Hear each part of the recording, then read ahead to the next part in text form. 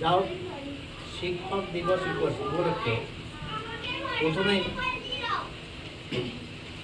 তোমাদের সামনে কিছু বক্তব্য মানে এখানে হচ্ছে কি কীভাবে তোমরা এগিয়ে যাবে, আগামী দিনে কীভাবে নতুন নতুন যে দিশা তোমাদের সামনে আসছে এখনকার দিনে বিভিন্ন ক্ষেত্রে, সেইটা সম্বন্ধে আমাদের একজন সামাজিক শিক্ষক যিনি ডাক্তারি বিদ্যাটাই বেশি জানেন, কিন্তু অন্যান্য ক্ষেত্রে ওনার যথেষ্ট নলেজ বা জ্ঞান আছে। তার জন্য আমি মোহন সিংহ রায়, বাংলা হৃদয় মমতার চেয়ারম্যানকে কিছু বলার জন্য অনুরোধ করছি।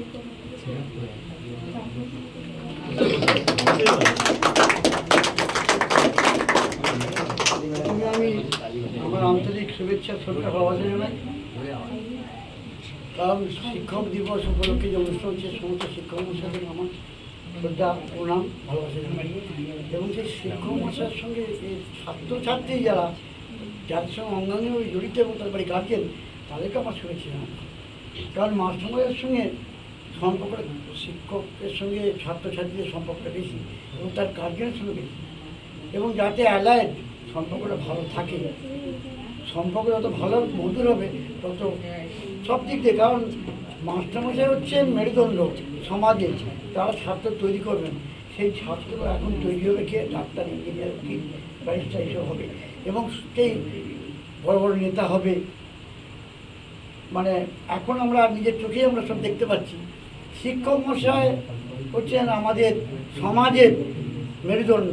তাকে মানে আমাদের অনুসরণ করে তিনি কী জিনিস চাইছেন, তিনি আমাদেরকে ভালোবাসছেন, আমরা প্রত্যেকটা তাকে কী ভালোবাসা দিচ্ছি, করছি, কে কী করছে দরকার নেই। আমাদের উচিত সেই মাস্টারমশাইকে সম্মান দেওয়া। মাস্টারমশাই যেমন আমাকে ভালোবাসছে, সেই মাস্টারমশাইকে আমি সেরকমভাবে আমি শ্রদ্ধা করবো। আমি কি বলবো, আমি তো মানে মাস্টার লাইনে আমার তো অত অভিজ্ঞতা নেই। আমি মেডিকেল ডিপার্টমেন্টের, কিন্তু সোশ্যাল লাইনে আমি যুক্ত আছি। এবং রাজমাস্টারমশাই মানে ওনার আমন্ত্রণে এসেছি, আমাদের বাংলা হৃদয় মমতার, উনি আমার মানে বলতে গেলে কী বলবো, উনি হচ্ছেন পথপ্রদর্শক, এবং ওনার জন্যই আমরা এখানে আসা এই জায়গাতে। এবং আমার সঙ্গে ওনার শিক্ষক সকলকে আমি সত্যি জানাই, যারা এখানে শিক্ষক আছেন,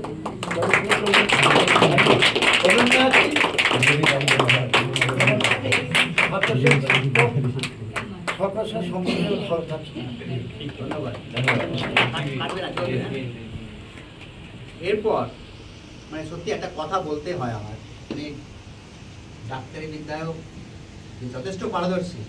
আজকে ছোটবেলা ওদিকে পড়াতে গেছিলাম, সেখানে আমার এক ছাত্রী যে জুনিয়র ডাক্তার, খুব বড় বোধ ছিল, যখন ও বাইরে বেরিয়ে আসলো এসে আমাকে প্রণাম করলো।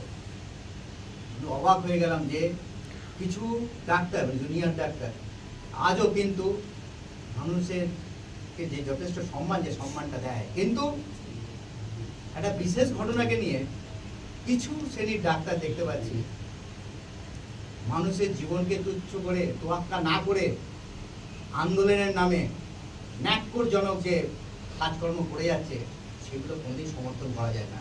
আমি ভাবি মাঝে মাঝে আমার ছাত্রীকে দেখে, আমার আরও অনেক ছাত্রছাত্রী ডাক্তার আছে, ইঞ্জিনিয়ার আছে, উকিল আছে, এবং অন্যান্য ক্ষেত্রে বেশ যথেষ্ট সুনামের সঙ্গে কাজ করে যাচ্ছে। তাদেরকে দেখছি আর আন্দোলন দেখছি, কিংবা নিউজ পেপারের যে নিউজগুলো, খবরগুলো দেখছি, সেখানে দেখে আমি তো তাজ্জব হয়ে যাচ্ছি যে ডাক্তার মানে কি ভগবানের দ্বিতীয় রূপ। সেখানে কিন্তু তাদের কাছে আমরা আশা করি যে কি তারা হয়তো মানুষকে পরিষেবা দেবে, মানুষের নরনারায়ণ সেবা, মানুষের মধ্যেই তো নারায়ণ, মানুষের সেবা মানেই কি নারায়ণ সেবা। সেই সেবাটা যখন তারা বঞ্চিত করে মানুষকে, তখন ওনাকে নারায়ণ থেকেও বঞ্চিত হয়ে যাওয়া। যাও, আমার ছাত্রী কিন্তু একটা আদর্শ, তার জন্য আমি গর্ববোধ করি। এরপরে আমি বক্তব্য রাখার জন্য অনুরোধ করব আমাদের বাংলা হৃদয় মমতা বারাসাত অর্গানাইজিং ডিস্ট্রিক্ট, যেটা সেই জেলার সভাপতি দেবব্রত চৌধুরী, শিক্ষক একজন।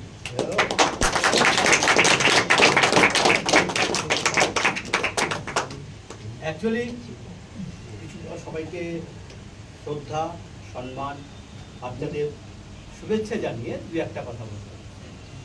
5ই সেপ্টেম্বর হচ্ছে আমাদের শিক্ষক দিবস। এই শিক্ষক দিবসটা কেন পালন করা হয় প্রথমত জানতে হবে। জানার মধ্যে আমরা দুই একটা কথা বলবো। সর্বপল্লী রাধাকৃষ্ণন প্রথম যখন ভাইস প্রেসিডেন্ট হন, ভারতবর্ষের ভাইস প্রেসিডেন্ট, তখন তাকে ছাত্ররা জিজ্ঞাসা করছিল, স্যার একটা আমরা বার্থডে সেলিব্রেশন করতে, বলেন না সেটা তো সম্ভব নয়, তোমরা একটা কাজ করো, শিক্ষক দিবস পালন করো, শিক্ষকদের নিয়ে একটা দিবস পালন করো, সেটাই হচ্ছে বার্থডে সেলিব্রেশন। এটা হয়তো আমরা 7ই আগস্ট পালন করছি বিশেষ কিছু কারণবশত। সেই দিক দিয়ে আমরা যদি লক্ষ্য করি, আজকে শিক্ষক দিবসের শিক্ষকের যে ভাবনা, শিক্ষকের যে চিন্তা ভাবনা, সেটা যেন ছাত্রদের মধ্যে প্রতিফলিত হয়। যে শিক্ষকরা দিন রাত করে তারা জীবনটাকে সম্পূর্ণভাবে ছাত্রদের মধ্যে দিয়ে পরিগণিত করছে, সেটা হচ্ছে শিক্ষক দিবসের মূল তাৎপর্য। অর্থাৎ ছাত্ররা এগিয়ে যাক, শিক্ষকরা প্রত্যেকেই চান, যে উদ্দেশ্যে সেই শিক্ষক দিবস পালিত হয়। যাই হোক, আমি আর বেশি কথা বলবো না, একটা কবিতার মাধ্যম দিয়ে এটা শেষ করছি। আমরা যে স্বাধীনতাটা দেখলাম, রিসেন্টলি একটা স্বাধীনতা, এই যে আমরা দেখতে পাচ্ছি আরজিকর কাণ্ড, সে আরজিকর কাণ্ডের ঘটনাক্রম যদি দেখা হয়, তাহলে তার পূর্ববর্তী ইতিহাস দেখতে হবে। আমরা দেখছি একটা নতুন স্বাধীনতা তৈরি হলো। নতুন স্বাধীনতাটা কি? কেউ ভাঙছে, কেউ গড়ছে, ভাঙা গড়ার লড়াইয়ে সবাই। কেন ভাঙলো? উত্তর নেই। উত্তর চাইলে চলবে বেত্রাঘাত অথবা বেউনটের নল। তা যদি না হয়